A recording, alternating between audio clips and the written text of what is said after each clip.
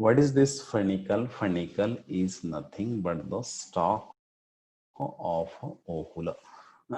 ते ओव्हलचं स्टॉक असतं. With the help of funicle, ovule get attached on the surface of placenta inside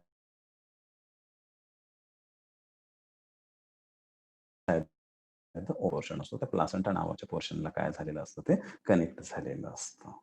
आणि हा बाकीचा एवढा जो आता बाकीचा होल ग्रीन पोर्शन दिसतो, त्या पोर्शनला बॉडी म्हणलं जातं. आणि ही फनिकल आणि ही बॉडी या दोघांच्या आतमध्ये हे जे कनेक्शन असतं, what is the name of that connection?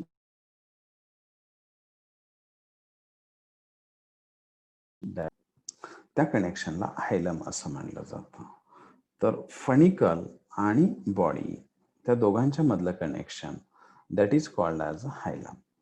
आता हा जो बॉडी नावाचा जो पोर्शन आहे ना, या बॉडी नावाच्या पोर्शन मध्ये दोन हे असतात. That one is called as the integuments. एका पार्ट्सना इंटुगुमेंट्स म्हणलं जातं. That one is called as a outer integument and another one is called as inner integuments. हे पहा, हा एक बाहेरचा इंटुगुमेंट आहे आणि हा मधला इंटुगुमेंट आहे.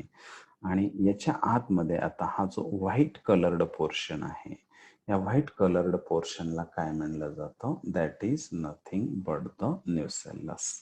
त्याला न्यूसेलस म्हणलं जातं. आता हे जे दोन इंटुगुमेंट्स आहेत, ह्या दोन इंटुगुमेंट्स मध्ये आउटर इंटुगुमेंट आणि इनर इंटुगुमेंट, हे इंटुगुमेंट काय करतात? They provide a protection to the nucellus. ते न्यूसेलसला प्रोटेक्शन देण्याचं काम करत असतात. तर integuments are nothing but the covering present around the nucellus. न्यूसेलसच्या सभोवताली जी कवरिंग असते, त्या कवरिंगला काय म्हणलं जातं? इंटुगुमेंट्स म्हणलं जातं. आणि that integument shows the small gap. They left the small gap. या इंटुगुमेंट मध्ये एक छोटासा गॅप असतो. And what is the name of that gap? That is called as a micropyle. त्या गॅपला मायक्रोपाईल असं म्हणलं जातं. आता हा मायक्रोपाईल कशासाठी असतो? आत्ताच मी तुम्हाला सांगितल्याप्रमाणे या मायक्रोपाईलच्या थ्रू जी पोलन ट्यूब असते, जी मेल गॅमेटना कॅरी करत असते, ती पोलन ट्यूब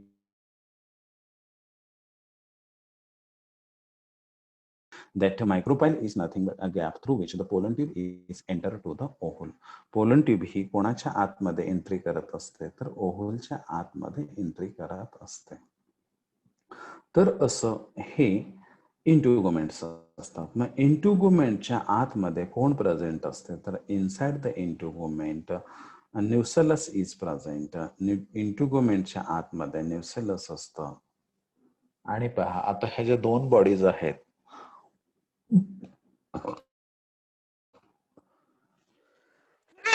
सॉरी, एक आहे न्यूसेलस आणि दुसरे आहे इंटुगुमेंट्स. हे न्यूसेलस आणि इंटुगुमेंट्स या दोन पार्टला इथे जो कनेक्ट करणारा पोर्शन असतो, हा जो कनेक्टिंग पोर्शन असतो, what is the name of that connecting portion? हा जो कनेक्टिंग पोर्शन असतो, या कनेक्टिंग पोर्शनला चलाजा असं म्हणलं जातं. जसं हायलम हे बॉडी आणि फनिकल मधलं कनेक्शन आहे, तसं चलाजा जे जो पोर्शन असतो, हा this is the connection between this integuments and nucellus. या न्यूसेलसच्या आतमध्ये काय प्रेझेंट असतं? तर ऍक्च्युली या न्यूसेलसच्या आतमध्ये ही एम्ब्रिओ सॅक नावाची बॉडी असते. आणि ह्या एम्ब्रिओ सॅकलाच काय म्हणतात? हे पहा, इथे एम्ब्रिओ सॅक असं लेबल केलेले आहे. या बॉडीला एम्ब्रिओ सॅक असं नाव दिलेलं आहे. आणि या एम्ब्रिओ सॅकच्या आतमध्ये काय प्रेझेंट असतं? तर inside the embryo sac the 7 celled 8 nucleated body is present. 7 celled 8 nucleated body present असते. आणि ही 7 सेल्ड 8 न्यूक्लिएटेड जी बॉडी असते, ह्या 7 सेल्ड 8 न्यूक्लिएटेड बॉडीला काय म्हणलं जातं? तर that is nothing but the embryo sac, or that is also called as a female gametophyte. त्याला एम्ब्रिओ सॅक म्हणतात किंवा फिमेल गॅमेटोफाइट असं म्हणतात. मग या एम्ब्रिओ सॅक मध्ये खालच्या साईडला इकडे ज्या सेल्स असतात या सेल्सना काय म्हणलं जातं? These are nothing but the cells of egg apparatus. त्या सेल्सना एग अपॅरेटसच्या सेल्स असं म्हणलं जातं.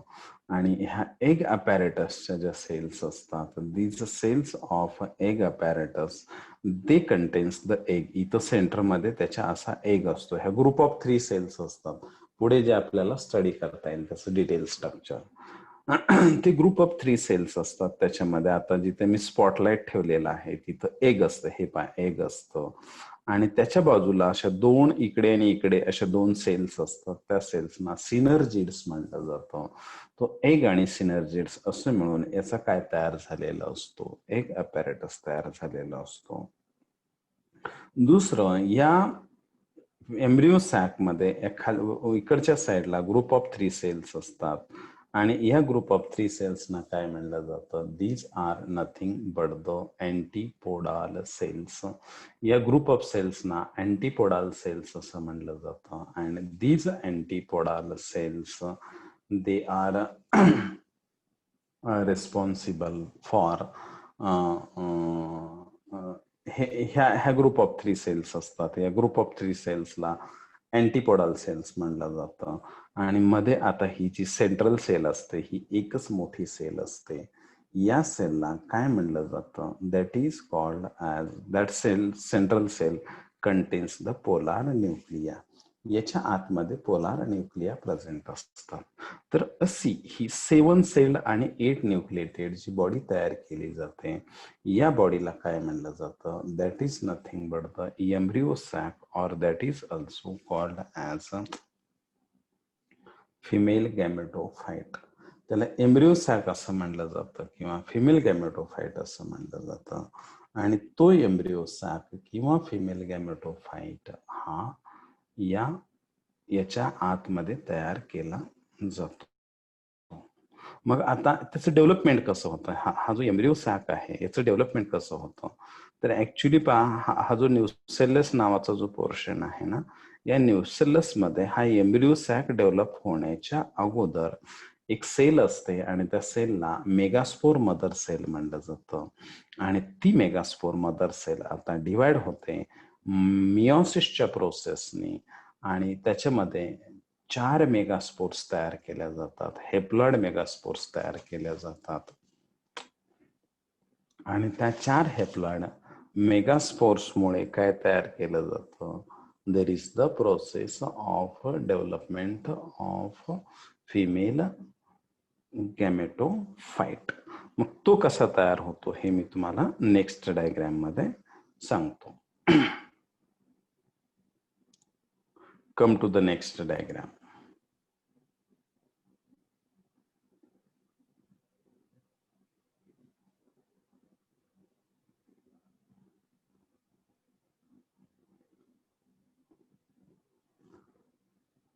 हा पहा, हा कसा तयार केला जातो? हा सुरुवातीला आता इथे मेगास्पोर मदर सेल आहे. This is the megaspore mother cell. ही मेगास्पोर मदर सेल आहे. ही पहा या ठिकाणी लेबल केलेले आहे. पहा, ही megaspore mother cell. This megaspore mother cell divide by the process of meiosis. ती मियोसिसच्या प्रोसेसने काय केले जाते? डिवाइड केली जाते. And forms the 4 haploid megaspores. ती अशी 4 हेप्लॉइड मेगास्पोर्सना तयार करत असते. मग आता ह्या 4 हेप्लॉइड मेगास्पोर्स पैकी पहा, द अप्पर, इकडून अप्पर म्हणायचं, ऍक्च्युली दिसायला बेसल आहे त्या, पण अप्पर 3 मेगा, हे मायक्रोपाईलच्या साईडकडे आहेत म्हणून यांना अप्पर म्हणायचं. Upper 3 megaspores divide by the process they get degenerate. हे पार्ट डिजनरेट होत असतात. डिजनरेट म्हणजे ते डिसाइड होतं, डिसअपिअर होत असतात. आणि एकच जी बेसल मेगास्पोर असते, this basal megaspore is responsible for the development of female gametophyte.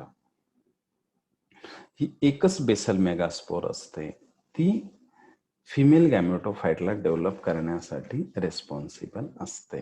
मग आता ही एकच बेसल मेगास्पोर काय करते पहा, ही काय होते? This basal megaspore it divide and redivide thrice. Thrice म्हणजे किती वेळेस डिवाइड होते, ती 3 वेळेस डिवाइड होते. म्हणजे ऍक्च्युली या मेगास्पोर मध्ये जो न्यूक्लियस असतो, हा जो न्यूक्लियस असतो, तो न्यूक्लियस 3 वेळेस डिवाइड होतो. पहिल्यांदा डिवाइड होतो, एकाच्या 2 न्यूक्लिया तयार केल्या जातात.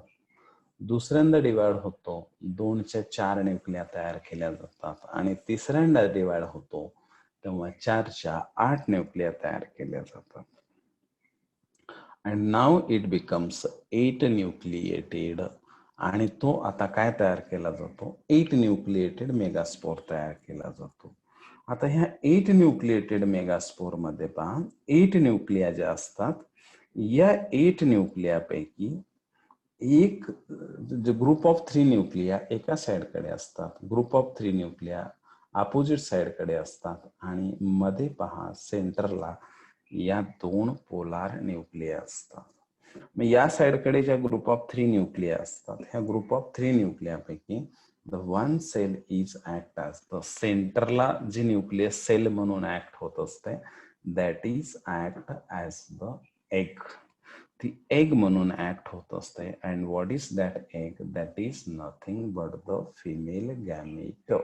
ती फिमेल गॅमेट म्हणून ऍक्ट होत असते. आणि त्याच्या बाजूला अशा 2 सेल म्हणून जे ऍक्ट होत असतात, these are nothing but the synergids. त्या सेल्सना सिनर्जिड्स म्हणलं जातं. एकच्या डाव्या बाजूला एक आणि उजव्या बाजूला एक अशा ज्या 2 सेल्स असतात, त्या 2 सेल्सना काय म्हणलं जातं, सिनर्जिड्स असं म्हणलं जातं. एक सेंट्रली एक असतं आणि बाजूला 2 काय असतात, सिनर्जिड्स असतात. मध्ये ह्या काय असतात, these are nothing but the polar nuclei. सेंटरला ज्या असतात त्यांना काय म्हणलं जातं, पोलार न्यूक्लिया असं म्हणलं जातं. आणि बाकी इकडे ज्या ग्रुप ऑफ 3 सेल्स असतात, या ग्रुप ऑफ 3 सेल्सना काय म्हणलं जातं, अँटीपोडाल्स म्हणलं जातं. ऍक्च्युली या अँटीपोडाल सेल्सचा काहीच रोल नसतो. Finally these antipodal cells they get degenerate. ह्या अँटीपोडाल सेल्स डिजनरेट होतात, डिसअपिअर होत असतात. आणि आता फर्टिलायझेशन मध्ये हा जो एग असतो, मेल गॅमेटोफाइट कडनं मेल गॅमेट हा एम्ब्रियो सॅक आहे. This is nothing but the female gametophyte. ही जी मधली बॉडी आहे 7 सेल आणि 8 न्यूक्लिएटेड बॉडी म्हणलं जातं. That is nothing but the female gametophyte. याच बॉडीला फिमेल गॅमेटोफाइट असं म्हणायचं. आणि आता ही जी फिमेल गॅमेटोफाइट असते, this female gametophyte is responsible for the development of an egg. त्यांनी एग प्रोड्यूस केलेला आहे. तर असं फिमेल गॅमेटोफाइट ही बॉडी तयार होते. आता मेल गॅमेटोफाइटनं मेल गॅमेट प्रोड्यूस केले, फिमेल गॅमेटोफाइट काय प्रोड्यूस करेल, एग प्रोड्यूस करेल. म्हणजे केलं या ठिकाणी. आता याच्या पुढे जी प्रोसेस होत असते, that is the process of fertilisation. Male आणि फिमेल गॅमेट मध्ये फ्युजन होऊन त्याचं काय तयार केलं जातं, फर्टिलायझेशन तयार केलं जातं. आणि आता ही फर्टिलायझेशनची जी प्रोसेस असते, त्या फर्टिलायझेशनच्या प्रोसेसमध्ये यांचं फ्युजन होऊन मग झायगोट तयार केला जातो. पण ही फर्टिलायझेशनची प्रोसेस स्टडी करण्याच्या अगोदर आपल्याला पॉलिनेशन नावाची प्रोसेस स्टडी करावी लागेल. ज्या पॉलिनेशनच्या प्रोसेसमध्ये मेल आणि फिमेल गॅमेट हे एकमेकाला कसे फ्यूज केले जातात त्याची स्टडी करावी लागेल. पॉलिनेशनच्या प्रोसेसमध्ये pollen grains they are transferred from anther to stigma. हे पोलन ग्रेन हे अँथर कडनं स्टिग्माकडे कसे ट्रान्सफर केले जातात, तर त्या पॉलिनेशनच्या वेगवेगळ्या मेथड्स असतात. आणि त्या पॉलिनेशनच्या प्रोसेसमध्ये how this pollen grains get transferred from anther to stigma, त्या मेथड्स आपण उद्याच्या लेक्चरमध्ये स्टडी करूया. ज्याला आपण सेल्फ पॉलिनेशन, क्रॉस पॉलिनेशन असे वेगवेगळे पॉलिनेशनच्या टाइप्स म्हणत असतो. तर त्या पॉलिनेशनच्या types we will be going to study in next lecture. Next lecture मध्ये आपण ते स्टडी करूया. ठीक आहे, okay. Remaining will be in next lecture.